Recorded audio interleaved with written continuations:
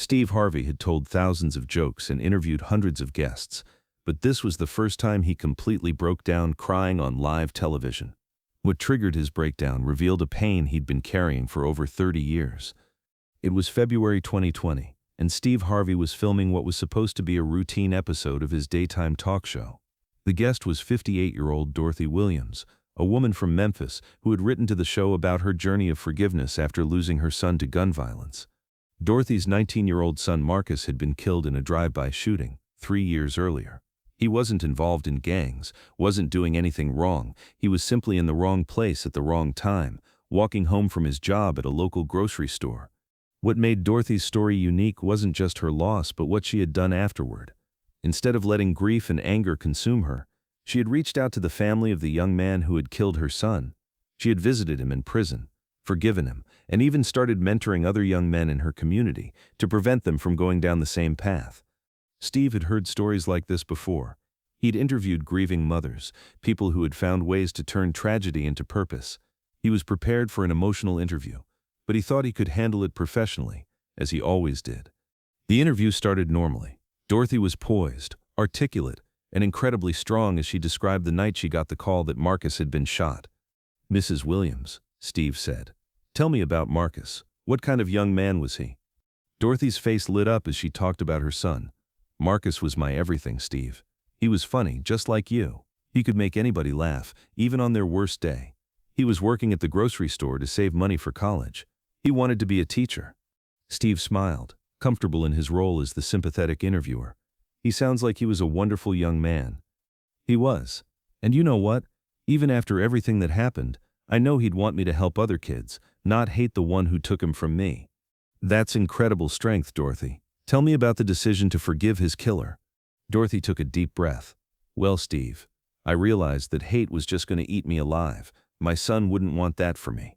So I prayed about it, and I felt like God was calling me to reach out to this young man's family." Steve nodded, following his usual interview rhythm. "What was that conversation like?" His grandmother answered the phone. "When I told her who I was, she just broke down crying. She kept saying, 'I'm sorry, I'm sorry, I'm sorry,' over and over. This poor woman was raising 5 grandchildren by herself, and now one of them had thrown his life away." "How did that make you feel?" "It made me realize that this boy, and he really was just a boy, only 17, he was somebody's grandson, somebody's baby. His grandmother was in just as much pain as I was, just a different kind of pain." Steve was still in control of his emotions, professionally engaged but not personally affected. "So you decided to visit him in prison?" "Yes. It took me 6 months to work up the courage, but I knew I had to do it." "What did you say to him?" Dorothy's voice got softer. "When I walked into that visiting room and saw this skinny little kid in an orange jumpsuit, I just saw a broken child. He couldn't even look at me at first. When he finally did, he just said, 'I'm sorry,' and started crying." Steve felt something shift inside him, but he pressed on. "What did you tell him?" "I told him that I forgave him. I told him that my son Marcus would have forgiven him too. And then," Dorothy paused, getting emotional herself. "Then what, Dorothy?" "Then I told him that he reminded me of Marcus when he was younger. They were both lost boys who just needed somebody to believe in them. And I told him that if he was willing to change his life, I would help him." Steve's voice caught slightly, but he continued. "You offered to help the young man who killed your son." "Yes, because Steve, that's what mothers do. We help children, even when they're not our own children." Something about those words, "that's what mothers do," hit Steve like a physical blow. Suddenly, he wasn't a talk show host interviewing a guest. He was an 8-year-old boy again, standing in the kitchen of his childhood home in Cleveland. Steve's composure began to crack. His voice started shaking. "Dorothy," he said, struggling to get the words out, "that kind of motherly love, not every child gets that." Dorothy noticed the change in Steve's voice immediately. "Steve, are you okay?" Steve tried to continue the interview, but something deep inside him was breaking open. 30 years of buried pain was suddenly right at the surface. Steve started, then stopped. He took off his glasses and wiped his eyes, but the tears kept coming. The audience didn't know what was happening. They'd never seen Steve Harvey break down like this. "Steve," Dorothy said gently, leaning forward in her chair with genuine concern. Steve tried to speak again, but instead of words, sobs came out. deep, gut-wrenching sobs that seemed to come from somewhere he'd locked away decades ago. The cameras kept rolling because no one knew what to do. This wasn't a scripted moment. This wasn't planned. This was raw, unfiltered emotion from a man who had built his career on making other people laugh. After what felt like an eternity, but was probably only 30 seconds, Steve managed to speak through his tears. "I'm sorry," he said to Dorothy and to the audience. "I'm so sorry. It's just that when you talked about what mothers do..." He paused, trying to collect himself, but the words came pouring out. My mother left us when I was 8 years old." The studio went dead silent. Steve had never talked about this publicly. In all his years of television, all his comedy routines, all his books about relationships, he had never shared this pain. "She left me and my siblings with my father, and she never came back. I spent my whole childhood wondering what I had done wrong, wondering why I wasn't worth staying for." Dorothy's heart was breaking for Steve. She stood up from her chair and walked over to him. "Steve," she said softly, "can I give you a hug?" Steve nodded, unable to speak. Dorothy embraced him like the mother he'd always needed, and Steve completely fell apart in her arms. "It's okay, baby," Dorothy whispered, loud enough for the microphones to pick up. "It's okay to cry. You've been carrying this for too long." The audience was crying now too. Crew members were wiping their eyes. This wasn't entertainment anymore. This was a human being finally releasing decades of pain. When Steve finally composed himself enough to speak, he looked directly at Dorothy. "I've spent my whole life trying to make people laugh because I never wanted anyone to feel the kind of hurt I felt when my mother walked away. But hearing you talk about the love you have for that boy, even after what he did, it just reminded me of everything I missed." Dorothy sat back down, but she kept holding Steve's hand. "Steve, I need to tell you something. Your mother leaving had nothing to do with you. Sometimes adults make decisions based on their own pain, their own struggles, and children get hurt in the process. But that doesn't mean you weren't worth loving." "But she never came back," Steve said, his voice breaking again. 30 years later, she never even tried to contact me. That's her loss, Steve. Look at the man you became. Look at all the people you've helped, all the laughter you've brought into the world. You became an incredible man in spite of not having a mother's love, not because you weren't worthy of it." Steve looked out at his audience, many of whom were also crying. "I guess I never realized how much that still hurt," he said. "I thought I had dealt with it, moved past it.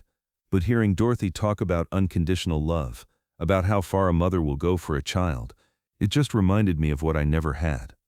Dorothy squeezed his hand. "Steve, I want you to know something. From one parent to another.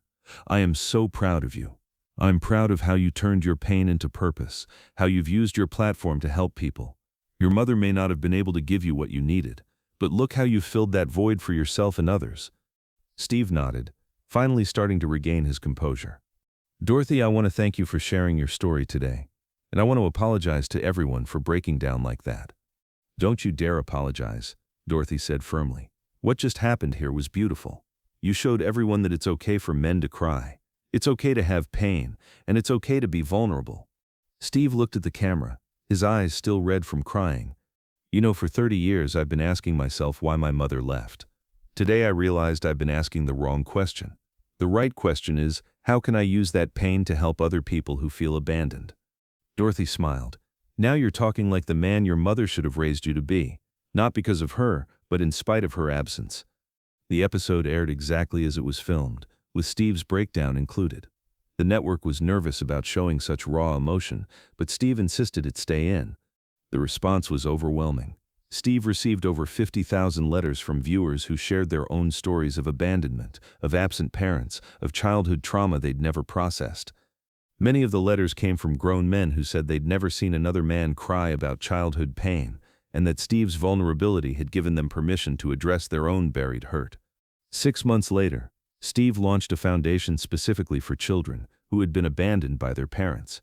The Dorothy Williams Foundation, named after the woman who had unknowingly opened the door to his healing, provided counseling and support for kids aging out of foster care and those dealing with parental abandonment.